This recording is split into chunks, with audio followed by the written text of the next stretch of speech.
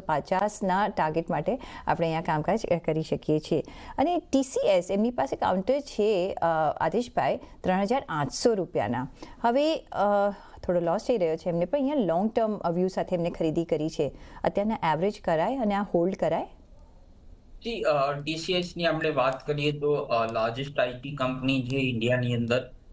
Last 2-3 વર્ષથી બધા IT કંપનીઝમાં આપણે જોયું AI ના લીધે માર્જિન પ્રેશર છે. બટ TCS ના માર્જિન્સ આપણે જોઈએ તો બેસ્ટ છે ઇન્ડસ્ટ્રીના અંદર. 25.2 સમથિંગ% માર્જિન છે. ઓર્ડર બુક સ્ટ્રોંગ છે. કંપનીએ AI ડેટા સેન્ટર બી લોન્ચ કરવાની વાત કરી છે આ વર્ષની અંદર. અને આપણે જોઈએ તો ડિવિડન્ડ yield બી કંપનીની સારી છે, વેલ્યુએશન્સ બી સારું છે. તો ડેફિનેટલી તમારું લોંગર ટર્મ હોરાઇઝન હોય તો આ લેવલ પર એવરેજ કરી શકો છો. યસ, તો તમે આ લેવલ